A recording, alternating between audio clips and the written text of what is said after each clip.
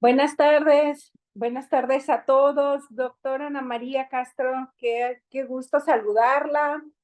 Listo. Igualmente, doctora, qué gusto. Buenas tardes a todos. Gracias por estar en estas masterclass. Entonces, y gusto de verlos porque al final, aun cuando hace 8 días nos vimos y estuvimos en el podcast, pues nos faltaron esa interrelación de todavía nuestras dietas o los menús, ¿no? ¿Cómo no? Eh, Fue fabulosa, por cierto. Una gran experiencia.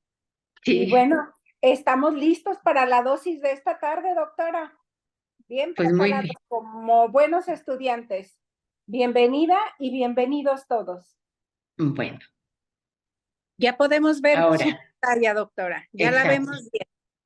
Bueno, pues el día de hoy nos tocó el tema, la nutrición y enfermedades crónicas no transmisibles y la relación entre la alimentación y las enfermedades comunes. Yo tomé como las más comunes que tenemos en las no transmisibles, va a ser la diabetes y la obesidad. Entonces, la dieta y la nutrición son muy importantes para ir promoviendo la buena salud a lo largo de toda la vida.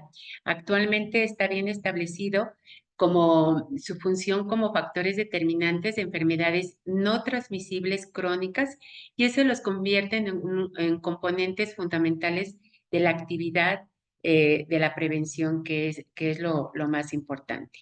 Como bien decía la vez pasada, del manejo del Zoom, pero me voy a salir un poquito lo del Canva, ¿verdad? Que ahora es lo, lo nuevo que se está manejando, pues ya lo estoy aprendiendo mucho mejor para poderles presentar, pues que sea un poco más activa y mejor. Espero que les esté gustando.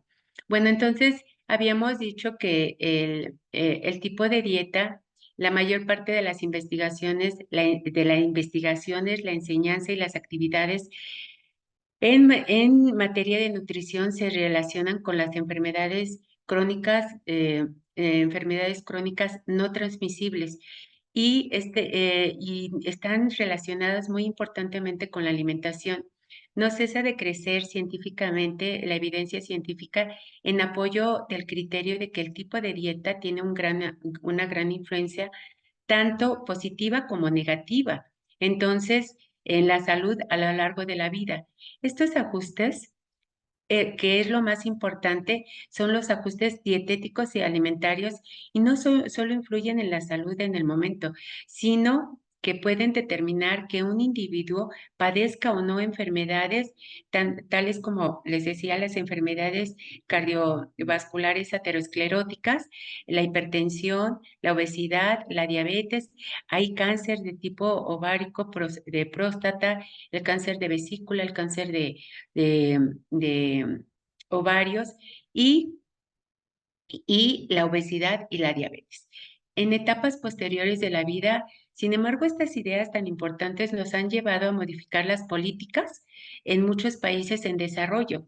Aquí, pues, les ponía que siguen concentrándose no solo, solo en la desnutrición, pero no se concentran en la prevención de las enfermedades crónicas, que es una de las partes de las causas más importantes de ahorita, de la epidemia de la que estamos pasando, como es la obesidad y la diabetes.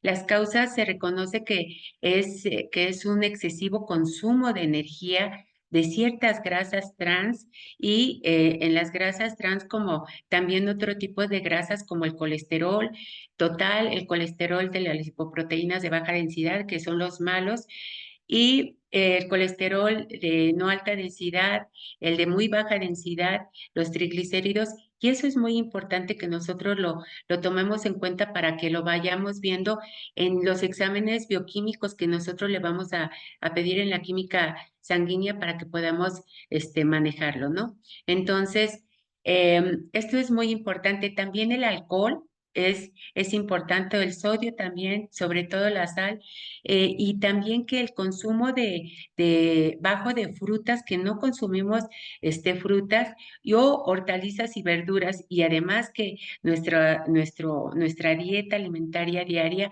pues está baja en fibra. Y si nosotros agregamos el estilo de vida, van a contribuir, que es más sedentario y que van a contribuir en forma importante en la incidencia de estas enfermedades crónicas no transmitibles en la población más pudiente o las que mayor desarrollo tienen. Pero también lo veíamos en las poblaciones en los países en desarrollo. Entonces, los países en desarrollo, también tenemos, es evidente que la alimentación es rica en cereales, en harinas, en pastas, y aunque ellos hacen mayor cantidad de ejercicio en los países de bajos recursos, como es el labrar en los campos, pero también consumen mayor cantidad de alimentos que principalmente son los carbohidratos, y vamos a tener más importantes problemas nutricionales relacionados por su bajo consumo de alimentos ricos en macronutrientes y micronutrientes, y vamos a tener problemas por el consumo excesivo y la abundancia de alimentos en otras naciones.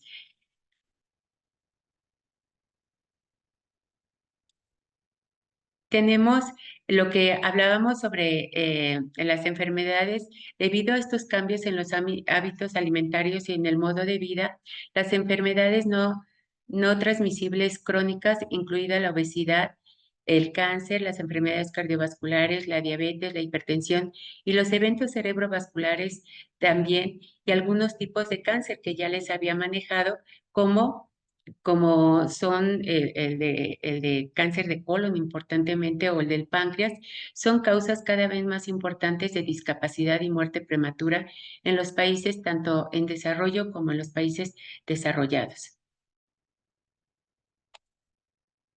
Ahora, en la encuesta nacional de salud sobre la salud y envejecimiento en México, se encontró por grupos de edades, en donde vemos que en el 2018 al 2021 se tuvo una prevalencia similar en 7 enfermedades comunes de población en los estudios, como de hipertensión, de diabetes, de enfermedades pulmonares, de, de asma, de infartos y de cáncer, ¿no? Entonces, de enfermedad pulmonar y artritis, de diabetes e hipertensión arterial. Y por su parte, se observó que conforme avanza, el porcentaje de población que presentó algunas de estas enfermedades fue mayor. Si nosotros vemos en las mujeres de 50 a 59 años de edad, y en hipertensión, la hipertensión es una enfermedad que más tenemos. En 2018, para el 2021, las mujeres subieron de 39 a 30, a 40% en porcentaje, y dices, bueno, pues no es tanto, ¿no? Y si nosotros vemos en las mujeres mayores de 60 años, tenemos el 52.4 sobre el 38.6 en los hombres, ¿no? Mayores de 60 años en el 2021. Pero mientras nosotros vemos que por su parte se observó que conforme avance la edad, el porcentaje de población que presentó alguna de estas enfermedades fue mayor, y principalmente es la mujer. Aquí, por ejemplo, en la encuesta de salud de la población con respecto a la autodeclaración de enfermedades crónicas con diagnóstico previo, también tenemos que la hipertensión ocupa en México el primer lugar con un 43.3% en México. Y si nosotros vemos en las mujeres y en los hombres, tenemos que en la hipertensión arterial fue de 43.3, de artritis reumatoide fue el de 25.6 de artritis en las mujeres, y tenemos 10.7 son 3 veces más que la mujer que en el hombre. ¿Por qué? Porque en el hombre, si nosotros lo vemos, es mucho menor que en la mujer. Y si nosotros también prevalece la diferencia por sexo. Las mujeres reportaron mayores porcentajes en las principales enfermedades. Si nos vemos, tenemos aquí en la mujer de rosa y lo tenemos, pero si nosotros vemos en el infarto, tenemos 3.1. Aquí le ganamos al hombre, si se fijan, por casi por lo doble, pero tenemos ya desde antes desde hace pues, casi 4 décadas que el hombre se muere más tempranamente por un infarto que las mujeres, ¿no? Y aquí lo podemos ver. Entonces, vamos a hablar principalmente ahorita, vamos a entrar a la diabetes mellitus, que es un desorden metabólico crónico en el que los niveles de glucosa sérica son altos debido a una carencia o disminución de la secreción de la insulina. La enfermedad no es curable. Esto debemos de decirlo muy bien, es controlable.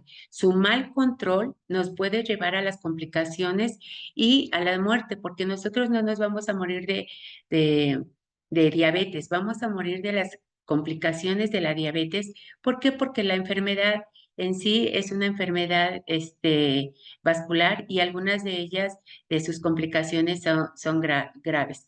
El tratamiento puede reducir las complicaciones y la diabetes en algunas ocasiones es secundaria a otras enfermedades, de manera especial a las que afectan, que es el páncreas, que es el órgano que produce la insulina. Entonces, ¿por qué entramos nuevamente a la encuesta nacional de salud y de envejecimiento en México? Porque la población de 53 años y más, según el sexo y grupos de edad, por la autorregulación de diabetes por diagnóstico previo, si nosotros vemos las mujeres de 60 años y más y las de 53 a 59, tenemos un mayor porcentaje de mujeres diabéticas que en los hombres. E inclusive a veces nos pasamos en un porcentaje mayor de 7%. Con su aumento en las últimas décadas ha impactado en la calidad de vida de todas las edades y mediante las encuestas de el ENASEM cobra mucho más relevancia porque para el 2021 identificó que 16.1 de la población de 53 años y más, a 59 años, reportó tener diabetes por diagnóstico previo, 14.1 para los hombres y 17.8 para las mujeres. Pero en el 2021 tenemos un porcentaje de 25.6, 22.5 para los hombres y 28.1 para las mujeres. Y por grupos de edad se identificó mayor cantidad, ¿verdad? En las mujeres de 53 años a 59 años de edad, y en el 2001 el porcentaje de mujeres con diagnóstico de diabetes en dicho grupo de edad fue de 15.1 y en 2021 tuvimos 26.0. Entonces, si nos vamos de aquí hacia acá, hacia el 2021, tenemos un aumento del 10.9%. Si teníamos 15.1, es mucho de puntos porcentuales para el aumento. Entonces, el incremento fue de 10.6 puntos porcentuales y en el caso de los hombres el mayor aumento fue para el grupo de 60 años y más y con 9 puntos porcentuales y de 8 puntos porcentuales entre hombres de 53 a 59 años de edad. Entonces, si nosotros vemos el aumento de la diabetes, tenemos un aumento muy significativo del 2001 al 2021. Si nosotros ahorita vamos a ver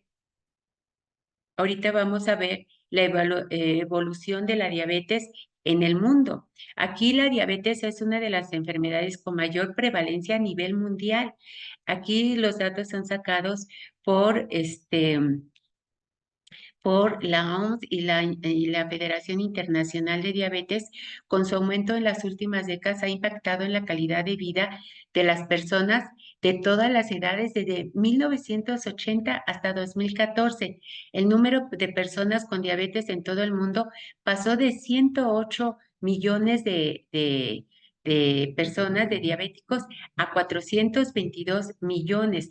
Entonces, si nosotros lo vemos, a 422, pero aquí en el 240, en el 2045, se dice que probablemente podamos llegar a tener de 784 millones que ahorita somos, vamos a llegar a tener de 537 millones que ahorita tenemos en el 2021, vamos a llegar a tener en el 2045 eh, 784 millones de diabéticos.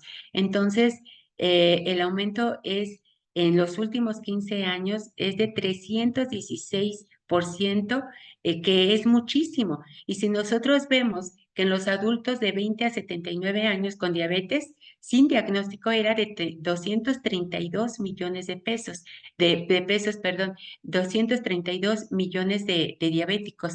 Y si nosotros vemos en esta de acuerdo a la estatista que nos dice, nos dice los avances de obesidad y diabetes, que es la más puntual para decirnos en las cantidades que nosotros estamos viendo.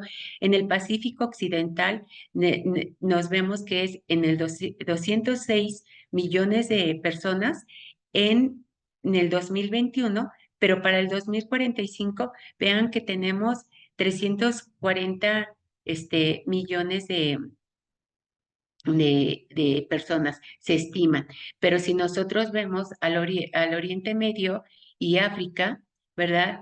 Al norte de África, tenemos aquí un aumento de pues más de 300% arriba. Tenemos 73 millones, ¿verdad? Contra 116 millones de diabéticos.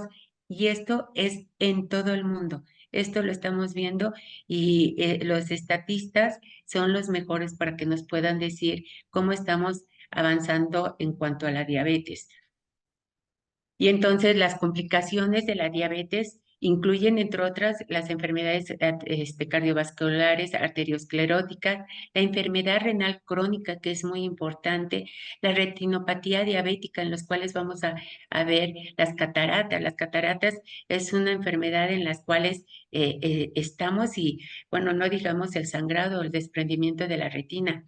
Las enfermedades cerebrovasculares con las anormalidades neurológicas que podemos tener, las neuropatías periféricas, donde hay una mala circulación en el color ocre que vemos en las piernas, y debemos de tener aquí el cuidado importante, el cuidado de los pies, que es muy importantemente que nosotros se lo hagamos saber y que cuando lleguen a nuestra consulta podamos ver al diabético, ver sus pies, porque ya ven los piquetes que le están dando y creen que eso es normal. Lo que no saben es que está muriendo su nervio y que nosotros algunas veces nos va a llevar a una gangrena de las extremidades y a la amputación.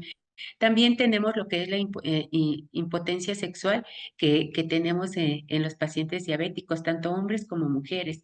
Y nosotros sabemos que la diabetes es una enfermedad vascular, y si nosotros regresamos a lo que esto no ha cambiado en porcentaje un poco, pero la retinopatía diabética,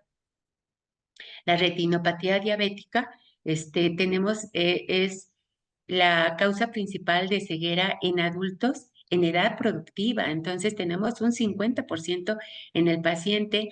Tenemos la apoplejía, en donde también tenemos un porcentaje mayor. Y si nosotros vemos a las enfermedades cardiovasculares, de cada 10 pacientes diabéticos, 8 mueren de infarto. Entonces tenemos que tener ese, ese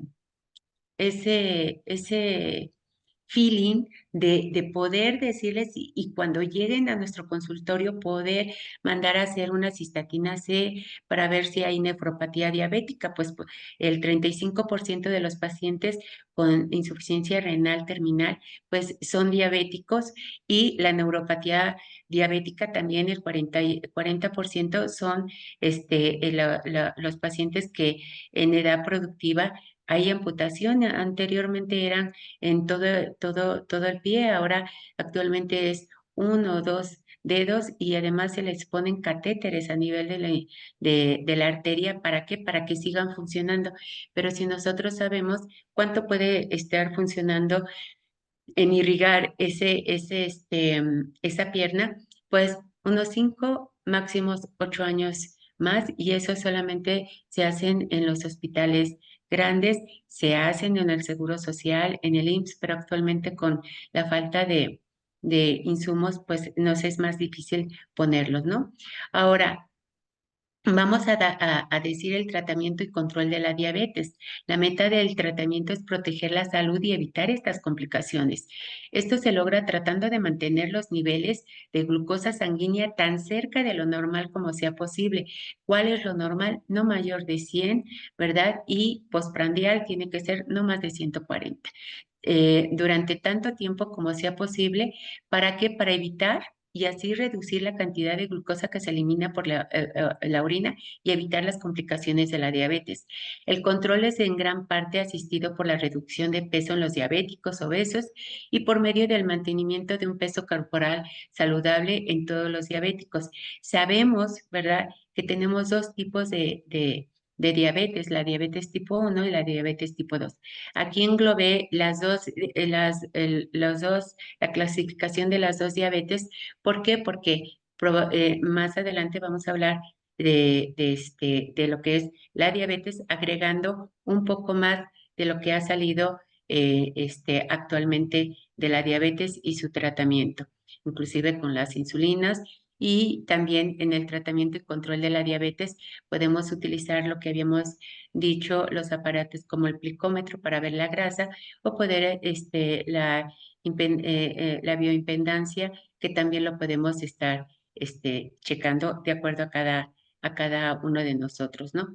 Pero también los principios en el tratamiento y control de la diabetes, los principios son fundamentales, son tres principios cardinales que son la disciplina, la dieta y los medicamentos.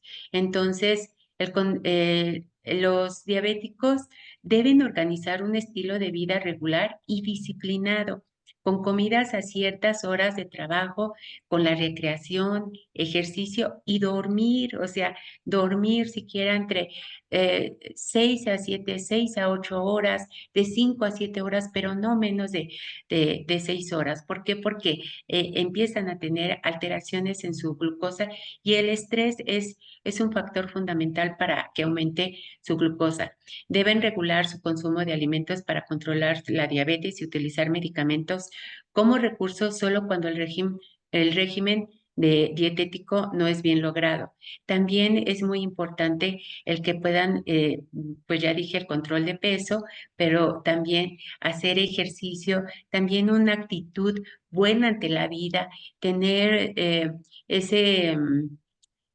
ese estilo de vida en donde también estén alegres, no que se vuelven enojones, se enojan por todo, se vuelven gruñones y creen que ellos son las únicas personas que tienen diabetes y por qué yo, ¿no? Entonces, estos principios, todos estos cambios de estilo de vida son muy importantes para que ustedes ayuden a sus pacientes a poder seguir adelante y poder también este, recomendar una dieta. Y si ya vimos que tenemos un porcentaje altísimo de diabetes, no nada más en México, sino en todo el mundo, si sabemos que nosotros estamos en el honroso o deshonroso lugar, en el primer lugar en el mundo, ya llevamos 4 años con el primer lugar de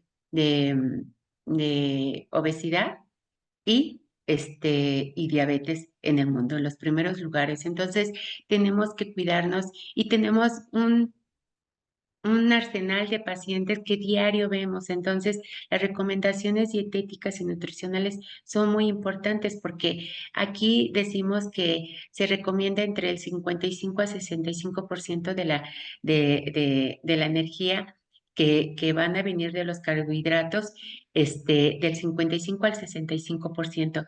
Pero les vuelvo a repetir, necesitamos nosotros tener un... eh, ver integralmente al paciente con el ABCDE de la nutrición. ¿Por qué? Porque si el paciente tiene colesterol o tiene obesidad o es delgado con grasa, con un porcentaje de grasa visceral y grasa corporal, en mayor cantidad, entonces debemos de dar un 50% o un 60% o un 45% o un 55% de carbohidratos que sean en un porcentaje mayor, en 70% de carbohidratos complejos y un 25 o 30% de carbohidratos simples. También debemos de tener en cuenta las proteínas que debemos de tener del 10 al 20%, teniendo un promedio del 15%, pero sí, para cubrir en porcentaje, en equilibrio de los macronutrientes como son hidratos de carbono, prótidos y lípidos, proteínas y lípidos, en su 100% y siempre acordarse de la cantidad de calorías que debemos de consumir. Entonces tenemos eso y las grasas, utilizar las grasas del 20 al 30%. Se decía o se dice del 25 al 35%. Vuelvo a explicar, deben de tener una cantidad de grasa de acuerdo al equilibrio de carbohidratos, proteínas y grasa y de acuerdo a sus niveles químicos del paciente y verlo integralmente al paciente. La dieta debe ser mixta y variada. Debe contener cereales de alta contenido en fibra, legumbres o vegetales o raíces, frutas y hortalizas. Se aconsejan los alimentos ricos en fibra. ¿Cuánto habíamos dicho que debemos de tener? Entre 25 y 35 gramos de fibra. Espero que ya hayan hecho su jugo verde que se les entregó la semana pasada para que ese tiene solamente casi 13%, 13 gramos de fibra, solamente el jugo que les mandé. Lo importante es recalcar que la alimentación debe ser regular. El diabético debe de comer en cantidades moderadas y con una frecuencia no menor de 3 al día, de 3 a 5, de 3 al día y evitar las comilonas o el consumir mayor cantidad de como que me atasco, ¿no? No hacer esos atascos que los vemos en la obesidad, en la obesidad principalmente o los trastornos cognitivos conductuales. También pues los nutriólogos nos dicen también que es útil suministrar listas de intercambio que informen al diabético sobre grupos de alimentos o platos que contienen cantidades similares a los carbohidratos, a las proteínas, a las grasas y a la energía. Eso también ya los habíamos dicho. El plato en cuanto al puño, en cuanto a las yemas del dedo, en cuanto a las palmas de las manos. Entonces, eso ya lo tenemos en una gráfica, pero si no, lo vamos a volver a repetir, porque esto es fundamental, porque la enseñanza a nivel, pues principalmente es de la casa, pero pues si en la escuela me empiezan a enseñar lo que es la nutrición y después el médico tiene la obligación de decirme qué es lo que debo de comer y cómo debo de comerlo, ¿no? ¿Qué cantidades? ¿Por qué? O si no, que me mande a una nutrióloga, pero es importante que nosotros como médicos debemos de darle, hacer los cambios de vida, ¿verdad? El estilo, tomar una cantidad de agua, ya habíamos dicho, 30 mililitros por kilo de peso corporal y por día es el mínimo, o 50 mililitros por kilo de peso corporal y por día, que es muy rápido para sacarle la cantidad de agua a cada paciente de acuerdo a su peso y las verduras y hortalizas que habíamos hablado. También el alcohol con el paciente diabético. A ver, muchos de nosotros a nosotros nos dicen, doctora, ¿y puedo tomar alcohol? ¿Puedo tomar mi tequilita? ¿O puedo tomar mi mezcal o mi vino tinto? ¿No? El alcohol no está totalmente prohibido. Lo vemos en la OMS y en la FAO, que lo tienen muy, muy bien, actualmente lo han estado publicando, que no está completamente prohibido, pero se debe consumirse solo en cantidades pequeñas. Los diabéticos deben ser conscientes de las probables complicaciones de manera que puedan buscar un tratamiento lo antes posible si son alcohólicos. El alcohol, si ustedes ven, aporta aproximadamente 7 kilocalorías por gramo de etanol o por gramo. Entonces, si nosotros decimos que una onza o un caballito, que es una onza de tequila, tiene 7 kilocalorías, 7 por 3, 21. Entonces, con cada caballito me consumo 210 calorías de tequila en una reunión. Pero si me tomo 3 o 5 o a veces 7, pues bueno, vamos a aumentar más y podemos tener inclusive una cetoacidosis. Y en una persona que mantiene un peso óptimo, la energía del alcohol puede reducir el consumo de alimentos en 30 o 50% o incluso hasta un 70% de alimentos al consumir alcohol. Entonces, tenemos que ser muy, muy, muy reservados en decirles, ustedes van a saber a quién les podemos pedir este, poder decirles que sí pueden tomar su copa de vino y a quienes no. En la hoja que les presenté en la historia clínica, en donde se hacía un cuestionario de ingesta de alcohol, ahí nos podemos dar cuenta de que si toman de más o ya son alcohólicos. Una persona que apenas consume un 50% de los alimentos de otra persona de la misma edad y peso, recibe solamente la mitad de los minerales y vitaminas esenciales que suministra una dieta normal. Por lo tanto, en los alcohólicos son comunes las condiciones de carencias de estos micronutrientes y entonces tenemos que verlo, principalmente en el hierro. Los pacientes bajan mucho sus niveles de hierro. También es muy importante, bueno, aquí vamos a empezar con la obesidad. Aquí también es muy importante hablar del tabaquismo. El tabaquismo, acuérdense que endurece las arterias coronarias principalmente y puede ser un paciente que no tenga hipercolesterolemia o dislipidemia ni mixta ni nada más de colesterol, pero también puede ser un paciente que tenga este, no tenga infartos, no tenga diabetes, no tenga enfermedades crónicas degenerativas, hace ejercicio, siempre ha hecho ejercicio, no es obeso, pero fuma pues 10 cigarrillos diarios o 20 al día. ¿Y qué es lo que pasa? Aquí pasa que con el tabaco va a endurecer las arterias y al paso del tiempo puede darle un infarto. Entonces, cuidado con este tipo de pacientes, tratar. No le vamos a quitar lo que es el tabaquismo, pero sí decirles por qué, porque es nuestra obligación. Y si nosotros ahora entramos con la obesidad, en donde la obesidad es un factor de riesgo para enfermedades cardiovasculares, ¿verdad? Como son principalmente las cardiopatías, los accidentes cerebrovasculares, los trastornos esqueléticos como la osteoartritis, que es una enfermedad degenerativa de articulaciones altamente incapacitante. También la diabetes y algunos tipos de cáncer, como ya lo habíamos manejado anteriormente, como es el de ovario, el de colon, el de mama, el de riñón, el de próstata, el de la vesícula. Este riesgo aumenta conforme crece el grado de este padecimiento.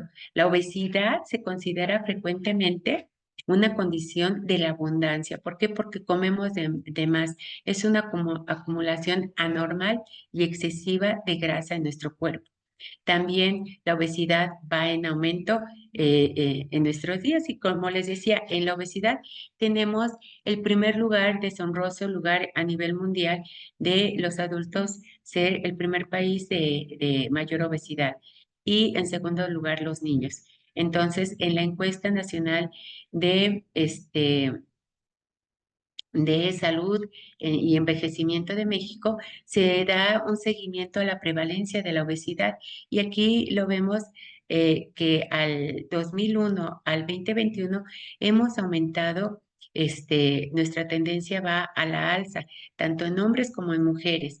Y en este último año fue mayor entre, ¿verdad? Entre de 23,3 a 30,1 en las mujeres en el 2021. Esta se acercó a más de 7 puntos porcentuales. Entonces, necesitamos bajar de peso, necesitamos conservar el peso para evitar todas estas enfermedades. Ya lo habíamos visto anteriormente aquí.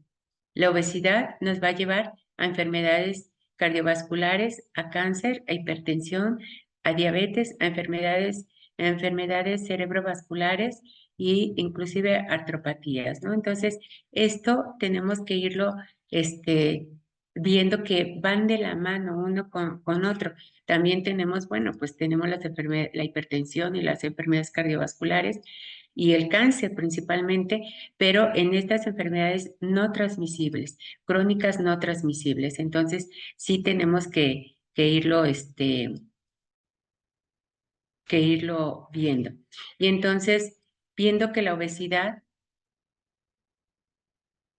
entonces aquí se da seguimiento en la prevalencia de la obesidad. Entonces, ya dijimos que aquí hay una diferencia de 7 puntos porcentuales con 30,1 y 23,1 respectivamente, ¿no? Entonces, sí es muy importante que veamos las causas porque la ingestión de más energía alimentaria de la que se gasta por el ejercicio físico, el trabajo y el metabolismo basal. Entonces, cuando por un periodo prolongado se ingiere mayor cantidad de calorías de lo que se gasta, entonces se va a presentar la obesidad y se va a ganar peso, aunque la obesidad se debe a un desequilibrio entre el consumo calórico y el gasto de energía. Otras causas subyacentes como una condición metabólica, como desórdenes endocrinos o factores genéticos, también pueden influir. Por ejemplo, el consumo de 100 calorías por encima de las requeridas por día, por ejemplo, de una rebanada de pan con mantequilla, 100 gramos de puré de maíz, que serían unas 4 tortillas, y 200 gramos de cerveza, que serían un poquito más de 2 cucharadas de azúcar, que son 26 gramos, nos van a llegar a ganar 3 kilos de peso por año. Solamente esta cantidad cuando consumimos de más y no lo gastamos.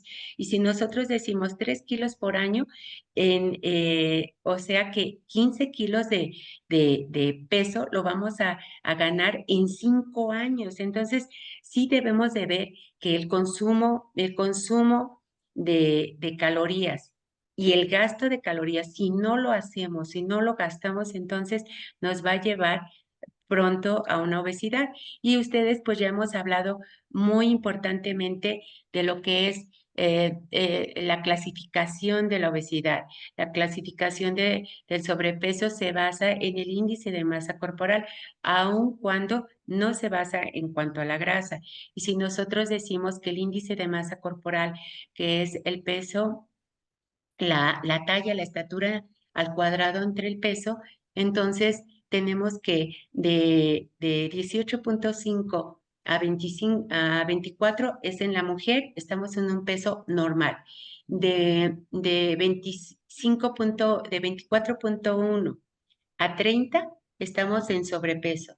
De 30 en adelante tenemos grado 1, grado 2 y grado 3 hasta el 49,9. Mayor a 50 de índice de masa corporal, recuerden que es obesidad mórbida y esto con eso se clasifica a nivel de la Organización Mundial de la Salud. Entonces, la única forma lógica de tratar la obesidad es reducir el consumo de los alimentos. No hay otra manera, o sea, cerrar la boca. Entonces, si nosotros, por ejemplo, en el índice de masa corporal, podemos estar delgados, pero tener mayor cantidad de grasa. Entonces, ¿qué tenemos que manejar? ¿Qué calidad de alimentos o macronutrientes estamos consumiendo? Entonces, eso es muy importante para que nosotros lo podamos ir manejando poco a poco. Entonces, en el hombre, no les dije, pero en el hombre el índice de masa corporal es de 20 a 25, 25 de índice de masa corporal, que está dentro de la normalidad. De 25,1 a 30 es sobrepeso. De 30 a 34 es obesidad grado 1. 34 de 34,9 a 34,9, de 34,9 a 40 es obesidad grado 2. A 40 a 50 es obesidad grado 3, y mayor a 50,1 es obesidad mórbida. Entonces, tanto uno como otro Doctora tenemos que Castro, verlo. Sí, nos quedamos en una diapositiva o video de alimentos en charolas. sí, ahorita en este video que les puse, es porque no les había mencionado lo de la, este, la clasificación como nos los estaban viendo, pero Ah, ok. ya eso lo vimos. El índice de masa Sí, corporal sí, lo ya lo estuvimos revisamos. viendo, lo hemos Sí, revisado varias veces, pero sí. solamente es para que no se les olvide. Y Es un aquí lo que recordatorio ya. es un Pensé que había recordatorio. avanzado, doctora. Pensé que No, había, ok. aquí nos quedamos en este video, porque la única forma lógica, lo que les decía, de tratar la obesidad es reducir el consumo de los alimentos, el consumo de energía, o cerrar la boca, ¿no? Y entonces el consumo de energía se puede disminuir si se reduce el tamaño de las raciones de cada comida. Y entonces, por eso en este video es el que lo vemos. este, no no, déjeme echárselos a andar, porque tenemos que, por ejemplo, agarramos un pedacito de pan, pero no voy, por ejemplo, en un buffet, que voy al buffet, pago 300, 400 pesos y quiero comerme de todo lo que viene. Entonces, no podemos hacer eso. Entonces, ¿qué es lo que tenemos que hacer? Es, eh, aquí, creo que es no. Bueno, en este video pues era el que nos iba a dar las raciones de fruta, de pan, de jitomate, de cereales, de carne, ir agregando poquito de todo, pero no quiera comer todo. Tenemos que disminuir el tamaño de las raciones en cada comida. Al elevar la cantidad de ejercicio, ¿sí? Solamente al hacer el ejercicio y reducir la cantidad de comida, vamos a bajar de peso, ¿sí? Y por simple que parezca, a lo largo de este plazo, el peso va a ser reducido, y es muy difícil para las personas que son obesas. Es muy difícil ir bajando. Entonces, vamos a, vamos a ver que en los pacientes, los estudios recientes sugieren que el equilibrio energético, ¿verdad? El equilibrio de los macronutrientes y los micronutrientes, eso es fundamental, que nosotros lo pongamos en nuestras dietas, en nuestras hojas que les vamos a dar a los pacientes. ¿Por qué? Porque se van a mantener las condiciones normales de vida.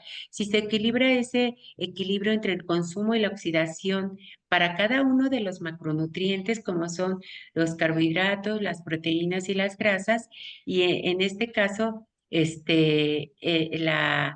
la oxidación normalmente se va a igualar al consumo. Por lo tanto, los cambios de altas y bajas en el equilibrio energético se van a regir de modo especial por variaciones en el equilibrio de las grasas. Entonces, nosotros debemos de bajar la cantidad de calorías con el equilibrio de nuestros macronutrientes, que volvemos a repetir: 4 calorías por gramo de los hidratos de carbono, proteínas 1 gramo, 4 calorías, y 1 gramo de lípidos, 9 calorías. Y los micronutrientes, como son las vitaminas y minerales, los que van a balancear y van a equilibrar a nuestro organismo. Esto tenemos que tener nuestro aporte esencial, de manera que ese equilibrio que necesitamos en el contexto de reducción de peso es indicar que vamos a inducir un balance negativo de grasa. La oxigenación diaria de grasa no debe de exceder a la cantidad normal en 24 horas. O sea, si yo voy a dar 30% o 25%, que es lo más bajo, pues eso lo voy a dar, pero lo vamos a calcular bien. ¿Para qué? Para que ese paciente no tenga ese problema de malnutrición por parte de nosotros. Una dieta saludable y correcta debe proporcionar energía suficiente para lograr un balance energético nulo, es decir, donde los aportes y el gasto estén equilibrados, que sea suficiente, que sea equilibrada, que sea adecuada y que lleve las leyes de la alimentación que ya mucho hemos hablado. Aquí les pongo nuevamente otro tipo, por ejemplo, uno de diabéticos, esto fueron de obesidad, 50-55% de carbohidratos, de proteínas del 10 al 20% y de lípidos del 25 al 35%. Entonces, eso es muy importante para que lo sepan. Pero no nada más la dieta debe de ser importante, también es muy importante el ejercicio regular y prolongado y una reducción en el consumo de grasa resultaría, por consiguiente, una pérdida importante de peso y de grasa. Al final, el cuerpo alcanza un nuevo equilibrio de grasa con la reducción de la masa magra, que es la que más tenemos. Por consiguiente, la mejor forma de bajar el consumo energético de la dieta en la reducción de peso es bajar el consumo de lípidos. ¿Sí? Y aumentar el consumo de verduras y de frutas y que sean verduras y frutas que tengan fibra de granos enteros, que es principalmente. Y en el control de la obesidad, debido a que el tratamiento de la obesidad es difícil, ¿verdad? Y con frecuencia se fracasa, porque sí se fracasa, vamos a ver que hay fracaso en un 5 o 10%, pero si el paciente lo tenemos bien controlado, tenemos el 100% de éxito. Es preferible prevenir el sobrepeso a tratarlo una vez ya desarrollado. La educación que hace ratito les decía, la educación en nutrición, proporcionarlo a los pacientes. La información va a ser un motivo para que siempre equilibren el consumo con el gasto con el gasto de energía. Por ejemplo, la educación en la nutrición, vamos a empezar en la casa, pero si en la casa tenemos unos malos hábitos, bueno, pues en los colegios, como ya lo habíamos dicho, y como nosotros médicos también, empezarlo, proporcionarlos a los pacientes, mantener un alto grado de actividades útil. ¿Qué podemos hacer si estamos en el campo? Pues labores en el campo, cortar la madera para el hogar, o caminar, o hacer ejercicio, hacer ejercicios metabólicos, ana- este, catabólicos que ayuden a nuestro metabolismo a realizar los anabólicos como el boxeo, que va a ser más masa muscular y que voy a tener, ya lo podremos hacer pesas, ya lo podremos hacer cuando nosotros tengamos una historia clínica integral del paciente. ¿Para qué? Para que podamos ver que esté el paciente en condiciones normales. ¿Cómo podemos tener a un paciente haciendo boxeo, ¿verdad? De alto impacto y tener un bloqueo auriculoventricular o vamos a ver un bloqueo o hemibloqueo de la rama derecha del haz de Kiss de la arteria coronaria. Entonces, ¿y cómo lo vamos a ver o cómo vamos a ver eso? Pues si el paciente está con una hipertensión y que una hipertensión grave que es arriba de 100, 104, pues mandamos a hacer un ecocardiograma antes de mandarlos a hacer ejercicio. Esto es muy importante, el ejercicio, la dieta, realizar una actividad del servicio público, caminar, lo que sea, ejercicios aeróbicos.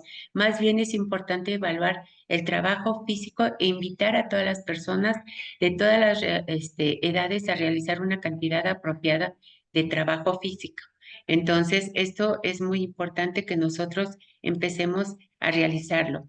No existe un tratamiento este, exacto o ideal que pueda por sí mismo inducir a una pérdida de peso, pero sí existe un tratamiento profiláctico que vamos a ir tratando para poder ir bajando de peso.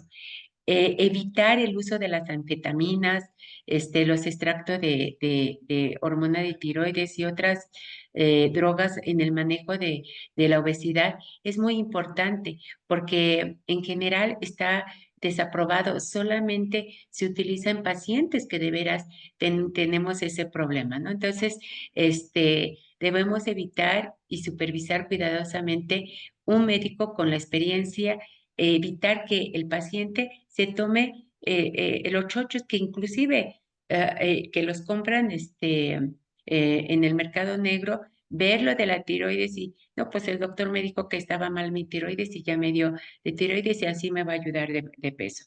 Ver una dieta, hacer una dieta que realmente que sea agradable a la vista, que sea agradable con su sabor, con su olor, que me incite a comer, pero me incite a comer sanamente.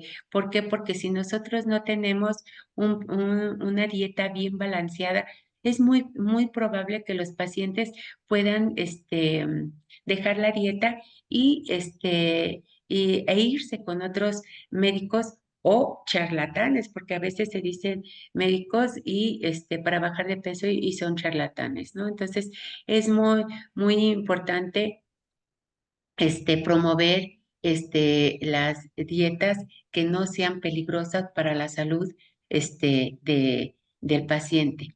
Entonces, ya por último, aquí estamos hablando de la pechuga, ¿verdad? La pechuga con quintoniles. Esta es una pechuga muy rica. Hace pues 8 días hablábamos de los quintoniles, de los alimentos ricos en hierro que podemos tener y tenemos pues, los quintoniles que son en esta preparación que están rellenas, es muy rica y los quintoniles es un alimento que es muy barato y muy fácil de encontrar. También tenemos que es rico en hierro, tenemos las acelgas, las espinacas, el brócoli, tenemos las verdolagas, que tenemos como este tipo de alimentos ricos en hierro. Entonces, pues muchas gracias. Ustedes no me han mandado mensajes, aquí les puse el celular, ya una persona ya me habló, pero no me han hablado si tienen algún problema, tienen mi correo también. Entonces, envíenme, por favor, esas dietas y yo con mucho gusto las veo que está bien el cálculo y todo, y gracias por su paciencia. Muchas gracias, doctora, y muchos saludos para usted y también algunos comentarios que le voy a compartir con mucho gusto. Gracias. Uno de esos comentarios dice, doctora, en una plática que tuvimos con el doctor Acosta se mencionó que la diabetes en pacientes debutantes puede revertirse siempre y cuando cambien todos sus hábitos de alimentación, bajar de peso, la actividad física. Y usted menciona que solo se puede controlar. Ese es un comentario. Sí. Lo que pasa es de que sí se puede revertir, pero cuando es inicial, cuando ya tenemos la diabetes bien establecida con insulina y que no tenemos y con medicamentos que no podemos utilizar, que tomamos, por ejemplo, GLP-1 o aplicamos el Ozempic o aplicamos el Tresiba, aplicamos ciertos medicamentos para que nosotros podamos controlar la glucosa. ¿Por qué? Porque no es lo mismo los pacientes iniciales, ¿verdad? Que empezamos con todos estos trastornos y que todavía tenemos una hiperinsulinemia, ¿sí? Tenemos una hiperinsulinemia que antes de gastarnos esa insulina, si ustedes han hecho estudios de insulina, sus pacientes, insulina basal, pues lo ven que ya tienen muy poquita insulina, tienen 5, 4, 2, y eso todavía con los antidiabéticos orales, entonces, hipoglucemiantes orales, entonces, y llevando su dieta, entonces, hay pacientes que son obesos, que tienen resistencia a la insulina, que son prediabéticos, porque se decía, y vamos a hablar eso de la prediabetes, ustedes lo escucharon con el doctor la semana pasada, eh, cuando que se habla ya de la prediabetes y no nos ponemos de acuerdo. Décadas anteriores era la prediabetes. Hace una década no se decía de prediabetes, o eras diabéticos o no eres diabético. Entonces, tenemos que ir diciendo, a ver, ¿a qué pacientes se va a revertir la enfermedad?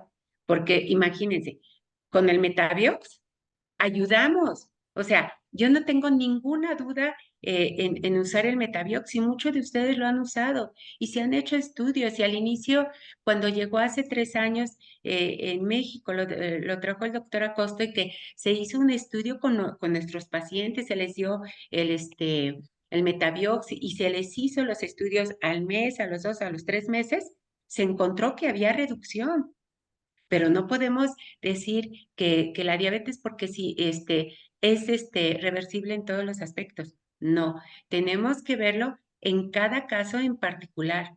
Por eso siempre les he dicho, tenemos que hacer la historia clínica en una forma integral, que ese día sí nos vamos a tardar 2 horas, 2 horas y media inclusive, ¿sí? Pero ya dejamos los demás pacientes, ya que los conocemos y todo, de primera vez tenemos que hacer esa historia clínica y nutricional, porque va a ser la base de mis pacientes. Y poco a poco vamos a ir pidiendo los estudios de laboratorio para que podamos llegar a qué patologías y cómo podemos ayudarlos, ya sea con medicamentos, ya sea con dietas, pero sí eso es importante aclararlo, porque van a decir, si el doctor Acosta dice y la doctora ahorita, no, estamos hablando bien de la diabetes, y si ustedes lo están viendo, vean el porcentaje, los millones de diabéticos que tenemos en el mundo. O sea, Sí, está preocupante el tema. exactamente. Está preocupante. Muy bien, doctora. Sí, la doctora vuelve a comentar que con un tratamiento multidisciplinario y un buen apego del paciente, después de un tiempo pudiera llegarse a esta reversión. Pero sí, pues son casos específicos, pero también aclararon en un paciente debutante. Sí Sí. lo comentan. Entonces, estamos en este tema, estamos con estos puntos. Doctor, dice, quizás estoy muy perdido, pero me gustaría mucho que la doctora nos diera una orientación nutricional de cómo dar una dieta personalizada a un paciente diabético.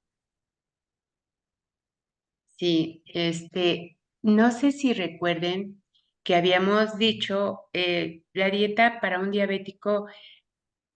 Iniciamos con una dieta, lo que es una dieta normal, una alimentación normal, que eran con los macronutrientes y los micronutrientes.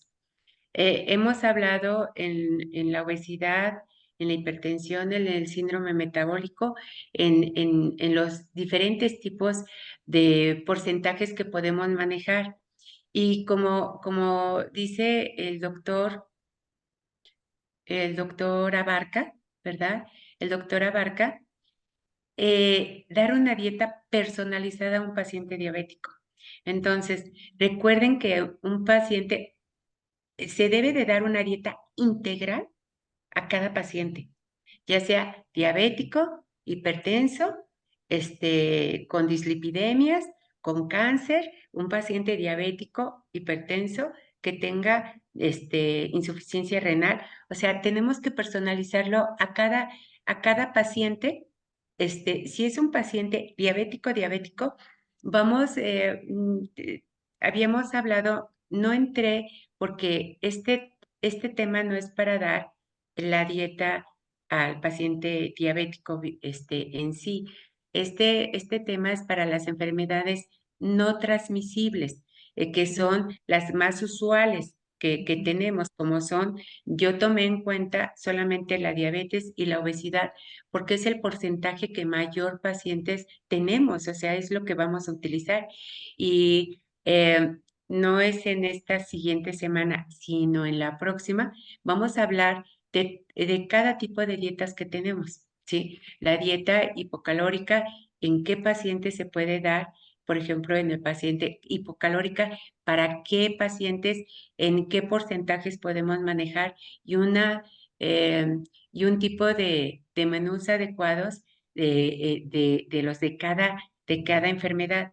Un paciente para hipertensión, un paciente para gota, ¿sí? Para ácido úrico elevado, un paciente para un síndrome metabólico, un colesterol alto o un colesterol bueno disminuido, que vamos a subirlo con la alimentación y dárselos, qué es lo que más les importa. Por eso, qué bueno que lo maneja, porque es personalizado a cada paciente. En cada paciente, por ejemplo, ahorita en obesidad, pues no podemos, solamente les di como una embarrada de lo que son todo el tipo de todo tipo de todas las dietas de varios tipos, por ejemplo, que habíamos, inclusive lo manejó el doctor Acuña la semana pasada, de la dieta DASH para la hipertensión, pero no todos a los diabéticos se le debe de dar, porque no todos los diabéticos tienen hipertensión, pero la gran mayoría tiene dislipidemias,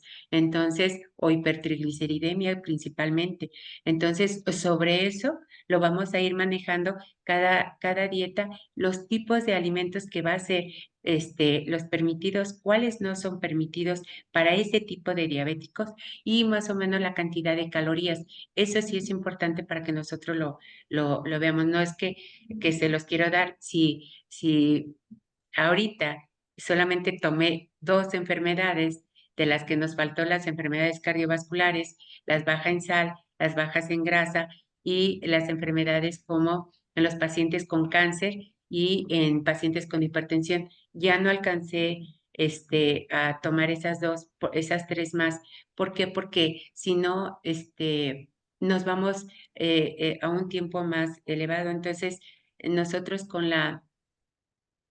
con solamente manejar lo que es el tema del día de hoy, pero con mucho gusto vamos a ir manejando todas las demás. Muy bien, doctora.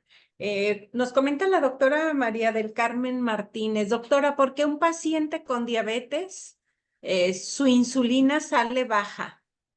Me imagino que le manda exámenes de laboratorio, insulina basal, seguramente, y ha salido baja.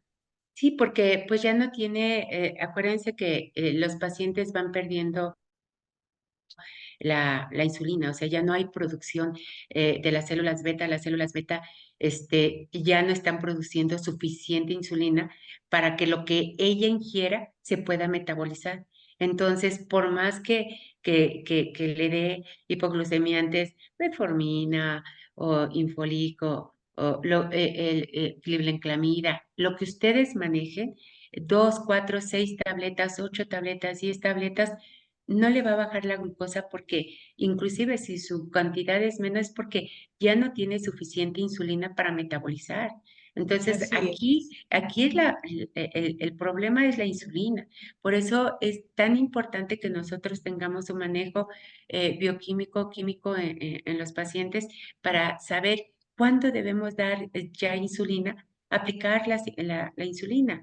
Ya hay insulina, de cada semana o los, inclusive el doctor Acuña nos dijo la semana pasada que hay una insulina que ahorita todavía no hay, hay en México, pero ya la están utilizando en Estados Unidos, que ustedes lo saben y que en la FDA ya está aprobada. Inclusive tenemos insulina inhalada. Entonces, cuando hablemos ahora en la diabetes, completamente, vamos a ver en los tipos de insulina que hay, cómo podemos ir iniciando la insulinización al paciente cuando hacemos hipoglucemia. Ya sabemos que es una hipoglucemia, pero este, eh, decirle en ese momento al paciente qué es una hipoglucemia, cómo se puede manifestar y que debemos, qué alimentos debemos de consumir, esperarnos 15 minutos después para checarnos la glucosa y a la media hora para ver si ya subió la glucosa. Entonces, no podemos dar nada más, cómete el jugo de naranja o cómete, pues hay tabletas de, de glucosa que nos aumentan 20 calorías y nos aumentan 4 gramos de glucosa inicial. Entonces, eso yo creo que todavía nos falta eso, pero sí lo vamos a manejar, pero va a depender de cada paciente. Es importante hacerle la insulina basal para que nosotros sepamos en qué momento podemos empezar a insulinizar. Muy bien, doctora. De hecho, estamos muy próximos a darles una noticia respecto al tema de este tema que nos mueve tanto, el tema de las insulinas. Aquí con el grupo médico se ha comentado en diversos momentos la necesidad de la implementación de insulinización temprana y no dejar que el paciente sufra tanto por esta disminución que habla la doctora Carmen. Y bueno, les insisto, hay tantos avances que pronto tendremos muy buenas noticias para todos, para actualizarnos en el tema. Sí, sí. Doctora, la misma doctora le pide si podría darnos una distribución de macronutrientes de así como usted los recomienda en sus pacientes diabéticos, con combinados con fibra, cómo distribuirlos en 3 a 5 comidas, dice, o cómo recomienda usted. Sí, pues normalmente sí, normalmente el paciente diabético tipo 2 es un paciente obeso, entonces, o con sobrepeso. Entonces, si yo quiero que reducir los niveles de glucosa, pues tengo que reducir qué es lo que consume en mayor cantidad. Y en mayor cantidad consumen grasas saturadas o alimentos, pues se comen hasta los chocolates. Es que como chocolates bajos en calorías o me comí un pan, por decir, una rebanada de pan, Bimbo, light. Entonces, pues al final es trigo, ¿no? Es un cereal, es un carbohidrato que son complejos porque es porque se tardan en metabolizar. Entonces, yo normalmente les doy entre 40, 20, 40, ¿verdad? 40 de carbohidratos, 20 de proteínas y 40 de grasas. Depende de la cantidad, con una cantidad depende del peso que tenga, de 1,000 calorías, 1,200, 1,400 calorías, pero inicialmente empiezo con 1,400 calorías o 1,200 calorías, depende de la cantidad de kilocalorías que me salga en la computadora de lo que consume ella. Entonces, a veces consumen diariamente 3,000 calorías. Entonces, les voy bajando a 1,000 calorías los primeros 15 días y le doy 1,800 calorías, no llevarla a 2,000, pero haciendo que haga ejercicio, indicándole que haga ejercicio, porque si no, entonces tenemos que bajar a 1400 calorías o 1500 y de ahí bajarle a 1200. En alguna ocasión yo mencioné que jamás les den menos de 600 calorías. Podemos dar todavía 800 calorías, pero menos de 600 y 400 calorías se me hace una estupidez. Perdón la palabra, pero no pueden dejar a esa cantidad de los pacientes porque ya me han tocado pacientes que llegan con 400 calorías. Entonces, eso no se debe, no debemos permitirlo. ¿Por qué? Porque 400, pues, ¿qué les van a dar, no? Entonces, darles entre 1400, 1500 calorías, 1200 en la mujer, 1500 en el hombre, va a depender del peso que tenga, ¿no? Pero carbohidratos de 40% con alta cantidad de fibra en granos enteros, en granos enteros.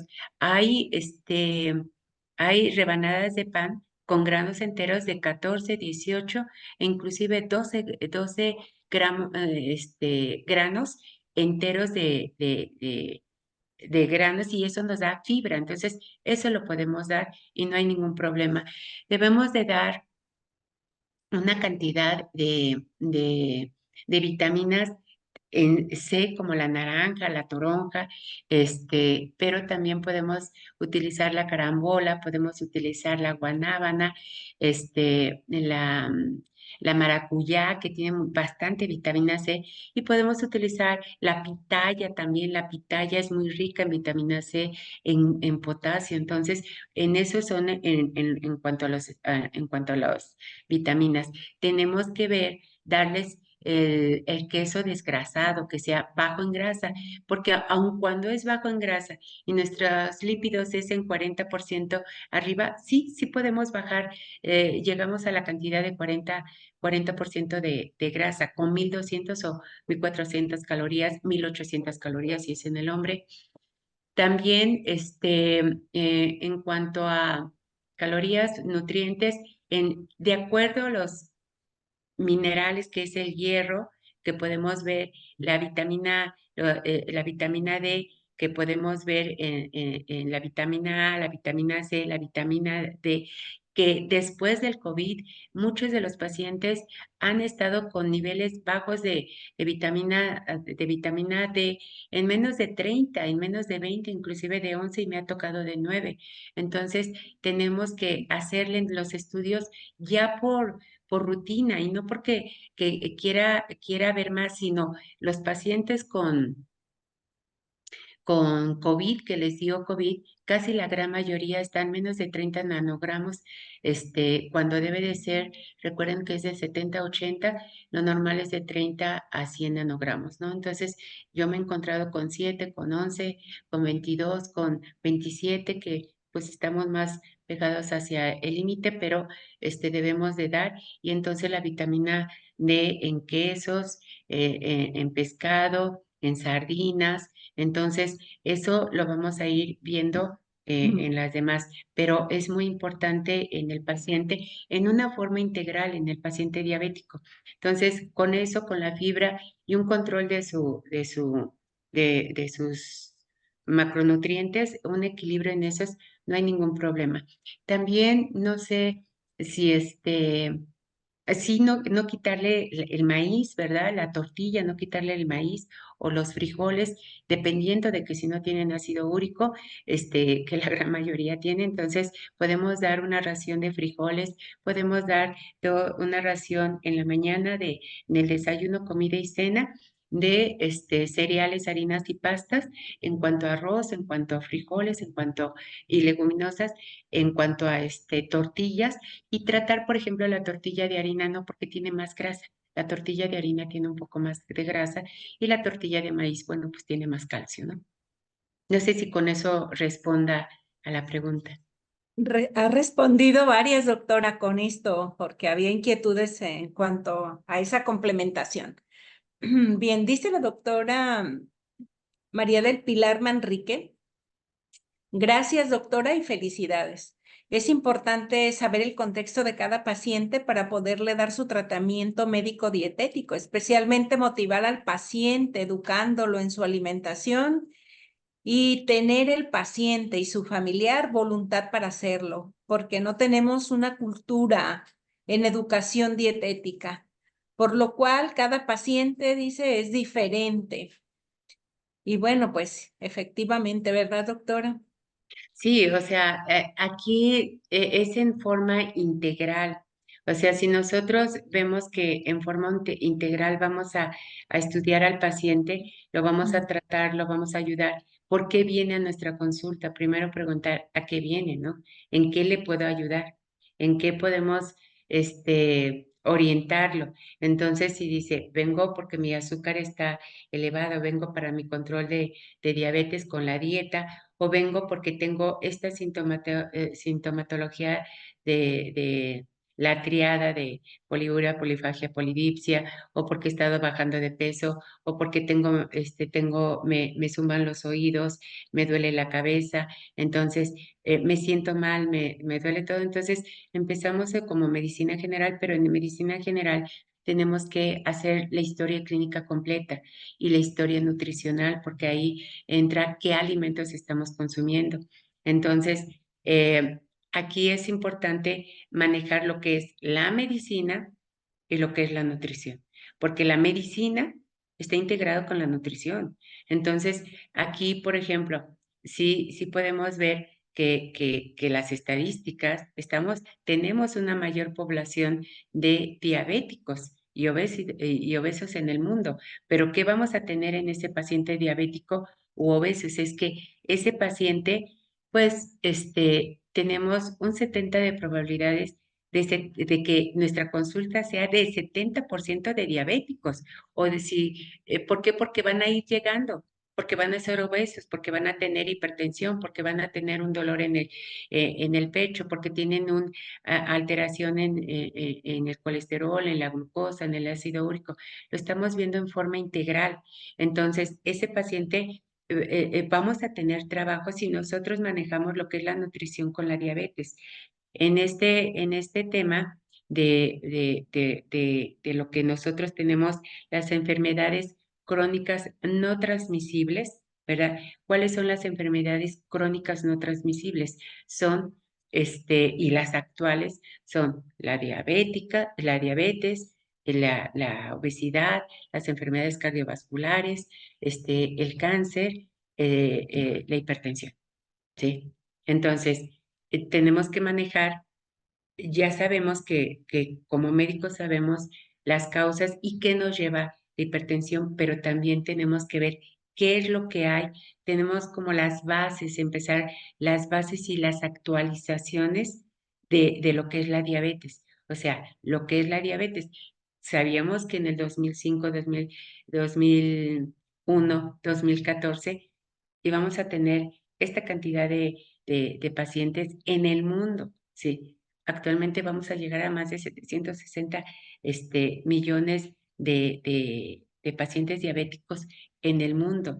Entonces, ahí es cuando nosotros entrar en la Tenemos que educación, aplicarnos, ¿verdad, doctora? aplica exactamente, Esperar. porque nosotros tenemos que ir viendo, como les decía, en la FAO, en la Organización Mundial de la Salud, en Diabetes Care, en todas estas revistas, en Lancet, ¿verdad? Que nos sale todo lo nuevo que hay. Si se fijan de lo nuevo que hay en nutrición, hay más nuevo de los avances que hay en diabetes que nutrición, porque nutrición no cambian los alimentos, la cantidad de calorías no cambian. Aquí lo más importante es la distribución de desayuno, comida y cena. Y si ese paciente diabético, habíamos dicho actualmente que debíamos dar entre 2 y 5 raciones de fruta en el día, ¿sí? Esa es nuestra ración diaria. Y también para el diabético. Entonces, si yo le doy 2 naranjas, las 2 naranjas medianas pesan 300 gramos. No se las voy a dar en un jugo, se las voy a dar en fibra en gajos. O una toronja que pesa 300 gramos. Y ahí tengo 3 raciones. Si le doy por decir, no es diabético, es plátano, pues no puedo comer plátano así. Cómete la mitad, porque un plátano tabasco son 200 gramos y una ración es 100 gramos. Entonces, eso ya lo estudiamos y si se fijan, lo volvimos ahorita a meter lo que era una dieta, porque en base a eso vamos a adentrarnos más en cómo manejar la dieta. Yo solamente espero que ustedes vayan haciendo sus menús. No esperen como un machote, no esperen como una hoja, porque esa hoja se las voy a dar o se las puedo dar. Entre cada dieta se las voy a dar, ¿sí? Les estoy dando hoy el pollo con quintoniles y si ustedes ven, tiene 350 kilocalorías, no más, ¿sí? Entonces, son formas de poder ser diferentes al manejo de todos los médicos, ¿sí? O sea, ser diferentes, ¿sí? Ser de excelencia, ¿sí? Y no lo digo por mí, lo digo por todos nosotros, porque solamente nosotros que somos de la misma generación, un poco más jóvenes, y inclusive un poco más jóvenes, solamente les dieron un semestre de nutrición en medicina, no más. Entonces, y si tenemos una población de obesos y de diabéticos y que no lo sabemos manejar, solamente tómate estas pastillas, tómate la metformina, bla, bla, bla, inyéctate. Es como dice la doctora, hay nuevas insulinas, hay manejo de insulinas y en este curso que es de nutrición, pero que es de medicina, porque pues si no manejamos lo que es la medicina, pues no vamos a saber manejar realmente la nutrición. Y la nutrición está involucrada en muchas enfermedades. Entonces, En espero todo. en todo, en todo, en todo, en Sí. todo. Entonces, si lo podemos manejar en las enfermedades cardiovasculares. Ay, no, da una dieta, no sé si les tocó la dieta hiposódica severa, moderada, leve, moderada y severa. La severa menos de 200 miligramos de sal, la moderada de 500. La normal en 2, la, no la severa, la moderada y la leve. Leve en 2, cuando sabemos que son de 2 a 4 gramos de sal. Entonces, como que ya cambiamos un poco. En 1980 se manejaba en el 84, 83 la omega 3. ¿Cuántos, cuántas omega 3 sabemos ahora? Y sabemos más de la omega 3 para las enfermedades cardíacas. Entonces, creo que vamos avanzando, pero sí nos falta muchísimo todavía para irlos a entender, para que lo entiendan. Y por favor, de veras, está mi teléfono, está el correo, las dudas, yo les puedo ayudar porque, pues, el cálculo es muy rápido. Para mí es muy rápido, ya ha sido, es algo que lo puedo manejar.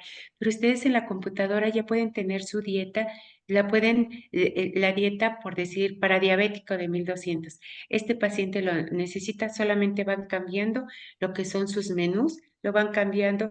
¿Qué tienes el fin de semana? Tengo una boda, entonces te dejo libre con cuidado, vas a comer lo que te den en la boda y a mediodía disminuyes con un poco más de proteínas y entonces lo pueden manejar así. Pero todos esos tips los estamos dando poco a poco durante todas las masterclass.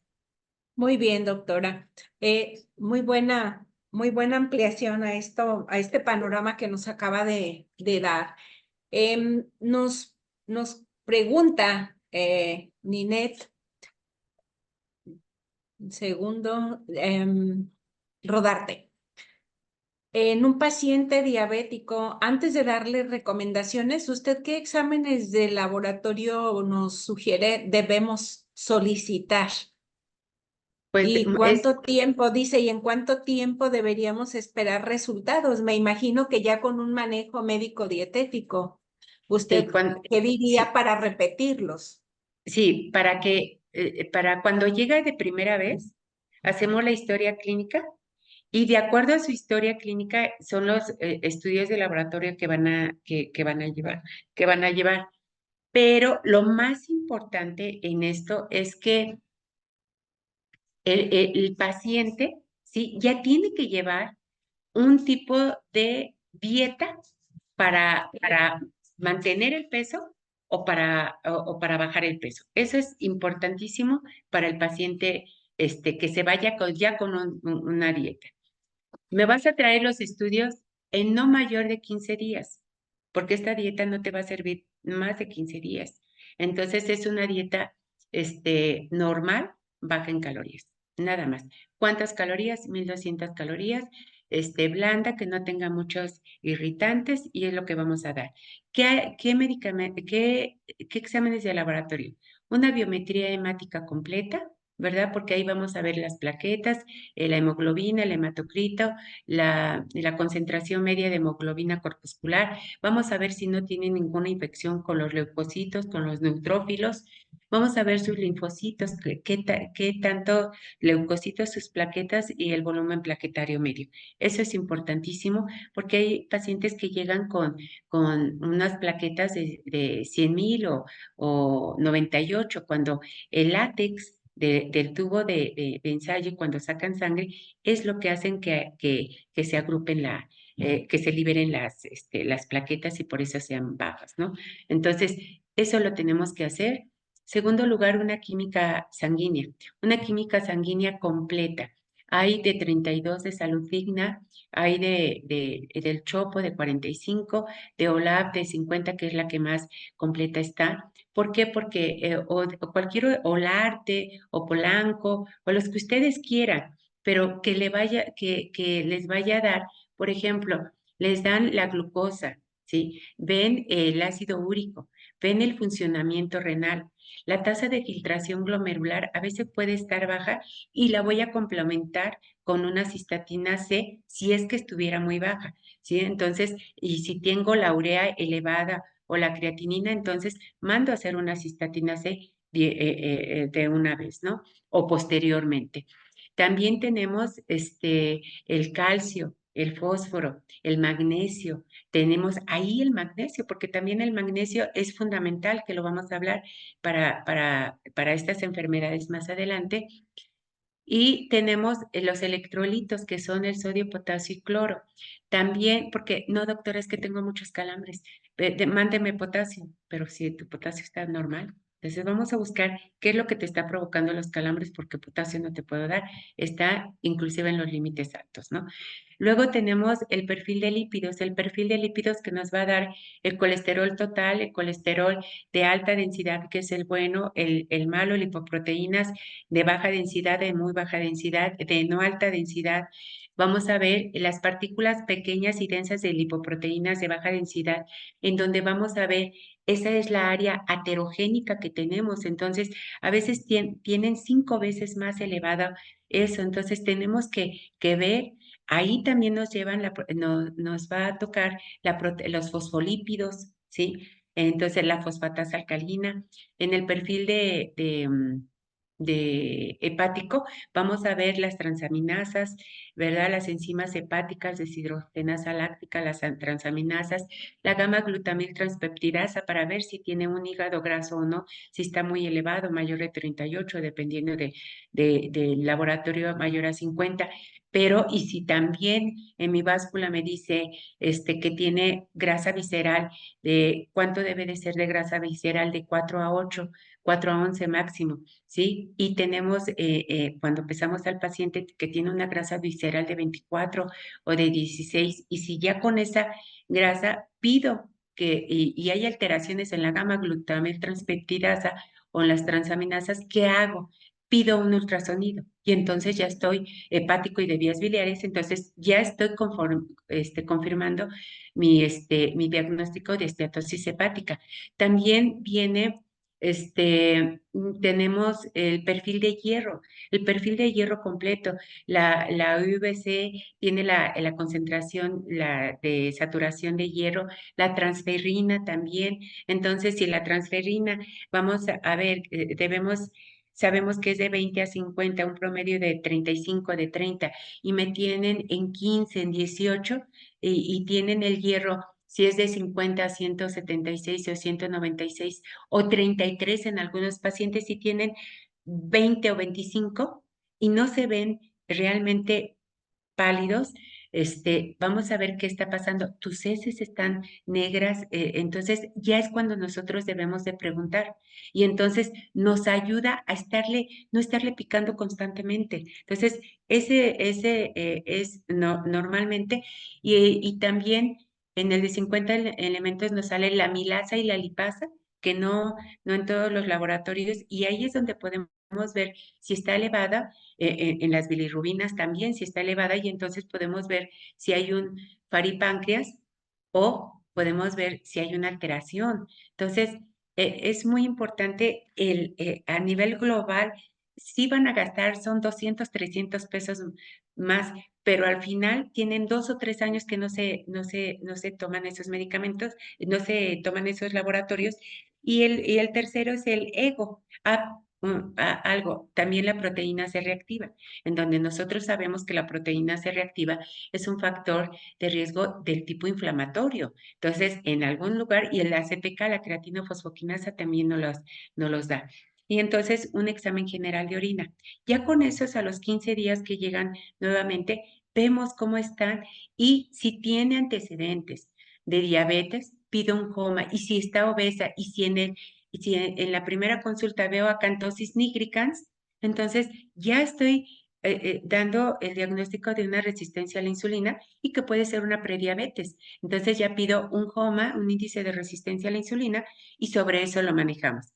Si vemos que está muy elevado, hay una hiperinsulinemia y tiene más de 104, 110 en ayunos de glucosa, pido una curva de tolerancia a la glucosa y una curva de insulina al mismo tiempo de 3 horas. Y ya con eso conformo ya mi diagnóstico completo, más el ultrasonido, que va a ser en la segunda consulta. En la segunda consulta ya pediré el ultrasonido, porque después de ver la química yo ya lo veo, e inclusive ya en la segunda consulta pediría la vitamina D, la 25-hidroxicolecalciferol, y pediría la cistatina C si es que se requiere. Entonces, para ya no hacer la depuración de creatinina de 24 horas. Entonces, si en el examen general de orina me sale proteínas, y entonces ya pido con una microalbuminuria aparte. Entonces, creo que este es el manejo.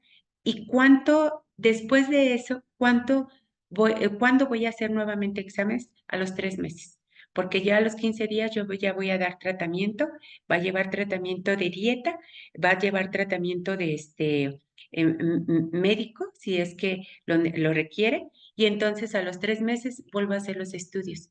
Y entonces me va a tener que salir normal. ¿Por qué? Porque el paciente va bajando de peso, el paciente ha cambiado hábitos de estilo de vida, alimentación, ejercicio, y entonces tiene que cambiar todo. Terminamos, y a los 6 meses vuelvo a hacer otra vez estudios. ¿Por qué? Porque a los 6 meses me vuelve a salir elevado la glucosa, o me sigue saliendo el colesterol elevado. Entonces, mi mismo cuerpo produce, ya por herencia yo lo produzco. Entonces, o el ácido úrico. Entonces, el paciente lo debe de tomar constantemente. Entonces, vuelve a salir sin medicamentos, si has bajado de peso, y te vuelve a salir. Entonces, tu tratamiento va a ser indefinido, pero ¿qué podemos hacer si las estatinas pueden producir daño en el hígado, o pueden producir dolores musculares? Bueno, pues podemos dar 3 veces a la semana o 4 veces a la semana en dosis ya más pequeñas, y así, más o menos, ¿cuándo vas a venir? En 3 meses vienes. Y entonces ya tenemos un control de su enfermedad del paciente. Entonces, es lo que yo siempre hago. Muy bien, doctora. Pues mire, es un panorama muy amplio del estado bioquímico con estos estudios que nos está recomendando, y muy puntual las fechas en que se repiten para no tener ninguna preocupación, sobre todo. Así vamos de la mano con el paciente. Hay comentarios, doctora, hay otras inquietudes, pero pues el tiempo se agotó. Vamos a dejarlos por ahí para la siguiente ocasión, o si usted desea dar alguna respuesta por otra vía, Muchas felicitaciones, hay mucha gratitud de los colegas, de cómo nos comparte su experiencia, conocimientos, sus recomendaciones. Y bueno, las hacemos extensivas de parte de todo el grupo para usted, doctora. Muchísimas gracias. Gracias No, por muchas esta bella gracias. sesión. No Muchas es la gracias dosis, a todos. doctora, nos llevamos sobredosis ahora. Sí, aquí es importante que tengan en cuenta solamente una última, doctora Consuelo, porque me dicen, Adelante. ¿cómo puede decir como una dieta equilibrada y suficiente? Recuerden que estos ya lo vimos al principio, por eso nada más puse algo sobre las leyes de la alimentación del doctor Escudero, que era equilibrada, balanceada, adecuada, armónica y inocua sin bacterias, ¿no? Entonces, de acuerdo a eso, equilibrada en los macronutrientes con el 50 o 55%, el 10 al 20% de proteínas y de lípidos de 25 al 35%, teniendo una cantidad, teniendo en cuenta que ahí les puse que un gramo de proteína, de carbohidratos nos daba 4 calorías, un gramo de proteínas 4 calorías y un gramo de lípidos 9 calorías. Entonces, de el equilibrio adecuado al paciente, si es diabético, si es obeso, si tiene sobrepeso, si es hipertenso o tiene dislipidemia, al área geográfica también lo íbamos a manejar. Y también, que espero que esto haya respondido a la pregunta del doctor Víctor Manuel. ¿Por qué? Porque esto ya lo habíamos manejado y solamente introduje en lo que era de las enfermedades no transmisibles usuales, que fue el tema del día de hoy.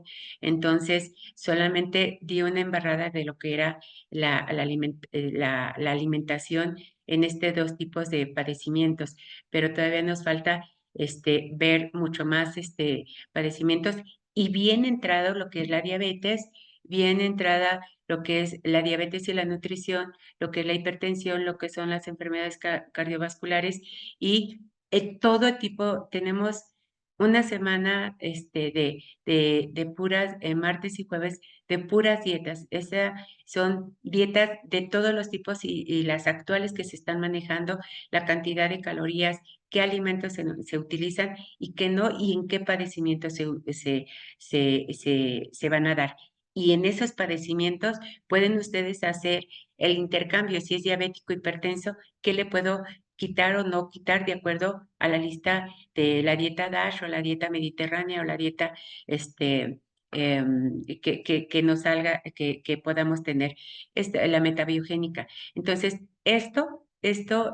solamente es embarrado. ¿Para qué? Para que no se haga cansado cada sesión. Es por eso que no más contestamos más las preguntas, pero se las vamos a ir contestando y si me pueden mandar un WhatsApp, doctora, soy fulanito de tal, me podría contestar o esta, podemos hablar, y las dudas que tengan, con todo gusto las podemos pues aclarar. Eso es todo. Muchas gracias, doctora Ana María, qué linda, como siempre. Muchas gracias. Le insisto que hacemos extensiva la felicitación de todos los colegas y la gratitud también. Muchas Gracias por gracias a esta todos. buenísima dosis de conocimientos. Muy buenas noches a todos, gracias. Buenas Saludos. noches. Gracias a todos.